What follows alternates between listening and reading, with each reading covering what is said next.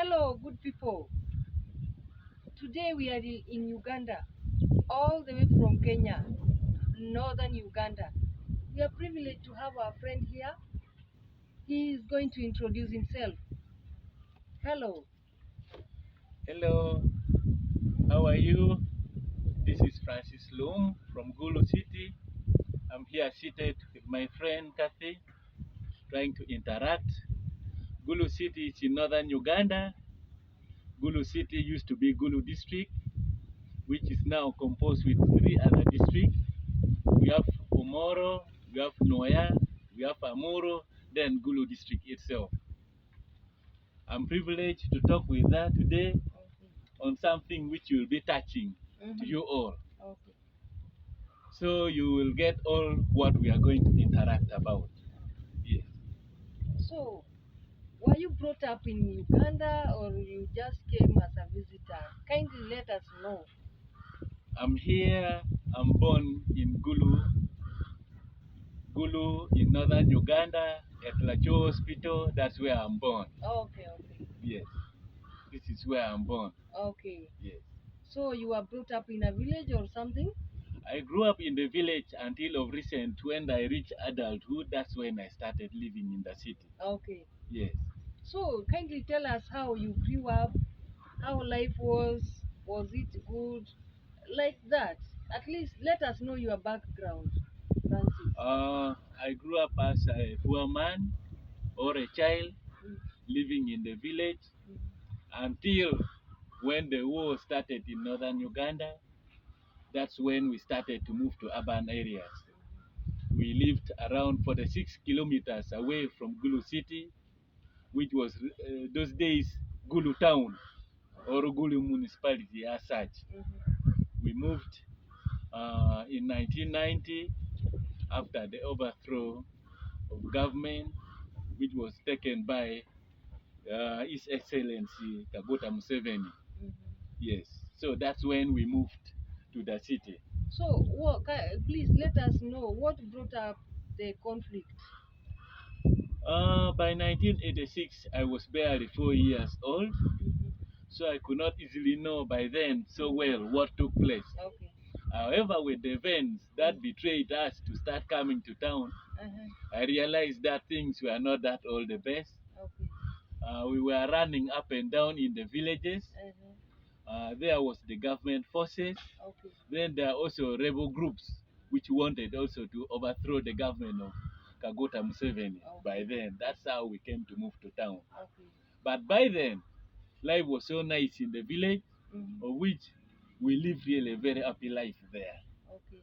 There was no pressure because food were available. Mhm. People were so nice to each other, Mm, and we could do whatever we feel we could really do as children by then. mm. Because by 1990, I could say I was 8 years old by then. Mhm. Because that's when we started experiencing the real war, whereby the rebels would attack the government forces would also attack them.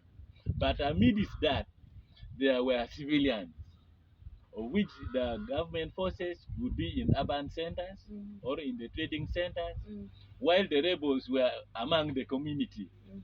without clear identity Mm. of knowing this one is a rebel or that one is not a rebel. Let me ask you a question. Yes. I've heard of Museveni. I've heard of Idi Amin. Were you there during Idi Amin?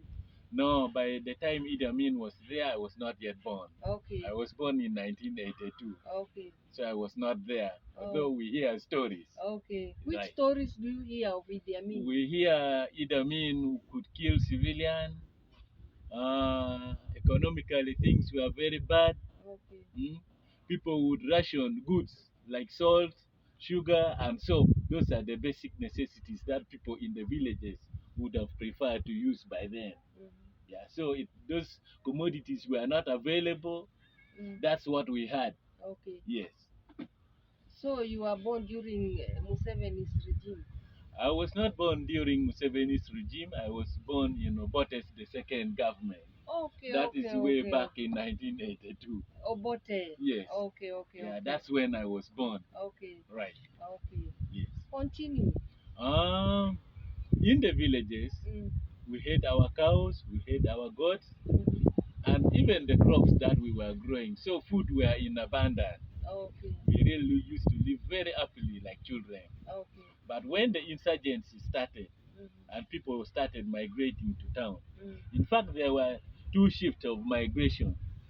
The first time people migrated from old towns and trading centers to the villages. Okay. After which, people started again migrating from the villages or urban centers to what? To the urban centers from the villages. Okay. So those were the two shifts of movement that took place. That is during Museveni's era. Exactly. Okay. Right. So from there, when the fighting intensified, the government found it out that it's really not easy to keep the people in the villages. Okay. So they decided that people should really live in a concentrated camp, Okay. protected by the government forces. Oh. Yes. So that's what happened. Mm-hmm. But when we lived in the camp as well, things were very hard because the civilians were not allowed to go and plow their garden. And most of the time we could wait for the food given by the what? By the NGOs like World Health Organization, World Food Programs. Those were the people who used to give us food. They would give you beans, posho, then maybe cooking oil. Okay. And that's the source of the survival. That is how we lived in the camp. Were you going to school? There were schools within the camps, Okay. but due to the higher population, the learning was even not easy because you could find in the class like over 400 people in the class. One class. Okay, okay. So one sitting on the next, the other one like that. Or they put you in shift. After 2 hours, another shift goes. That's how we learned. Okay. Yes. Or that's how we were learning by then. Yes. So how was the life in the villages? So you are from the village to the camps. Yes. So after the camps, you went when it was calm. You went back to the. That was way back in 2006. Oh, that's when we. The other day. Yes, 2006. That's when people decided to go back from town or from urban centers to their homes. Okay. When the rebels decided that they could no longer fight, or they were defeated by the government forces, and they decided to move to Southern Sudan. So people found it easy that they should now go back to their homes. So we went at our villages. All our houses were not there. So we started a new life from there. Okay. Right. Now there is that time of war and the time when there is peace. Which one do you prefer? At least you've tested both of them. Of course, when there's peace, everything can really move on well. Okay. By then, our parents could not even move. So they were just there idle. Right now, you can move and do your businesses. Okay. Because by then, even the businessmen were targeted. When you are taking goods to another place, they say you are taking goods to the rebels.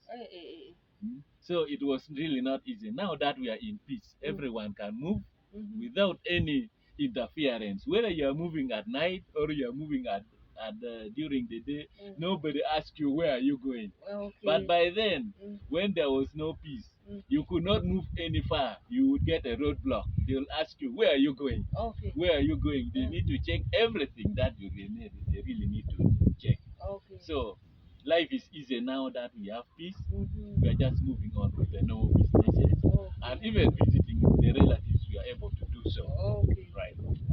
Life in Gulu is very good. Okay. People are so hospitable. And everything is really well. Whether you are a white man or you come from Kenya, you come from where, you will live here without any problem. Okay. Yes. All the nationals, all the foreigners are here. Okay. We are living with them doing businesses. At the same time, others are doing agriculture as well. Okay. Right. And I see there is a lot of food here, starting with bananas.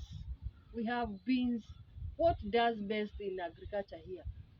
Everything does well here because the soil is so fertile. Okay. And basically what you see is all organic farming.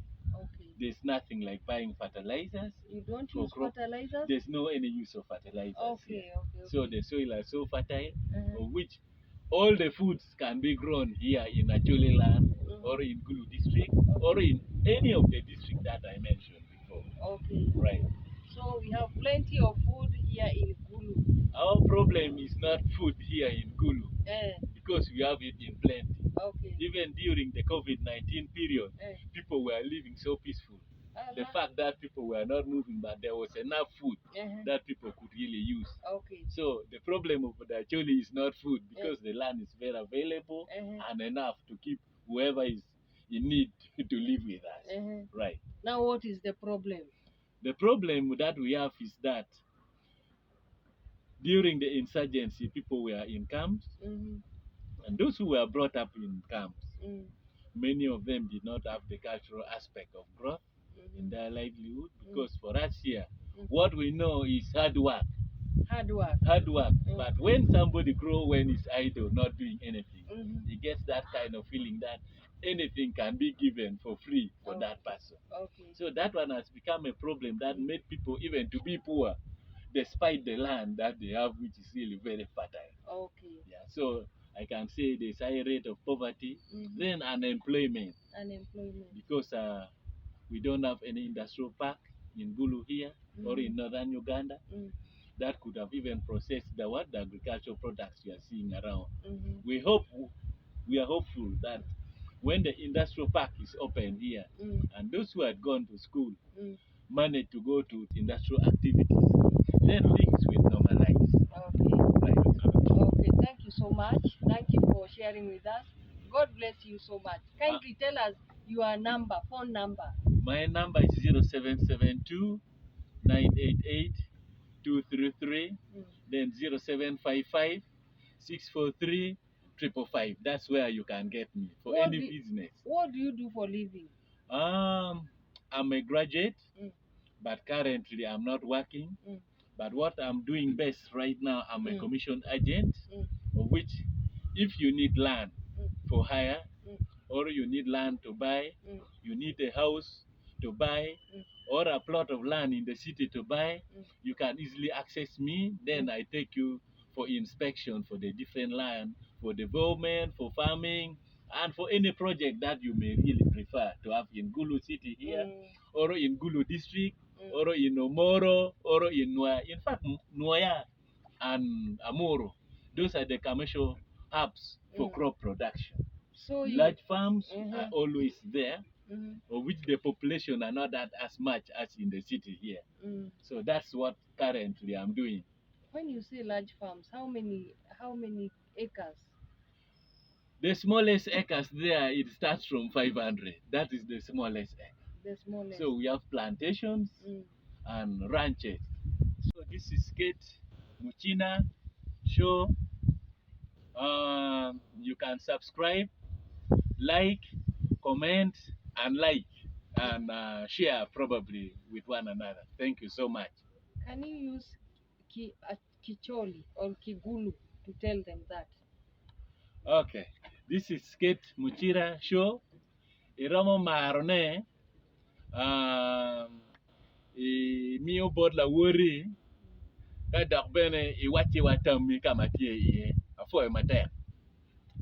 Thank you. Thank you so much.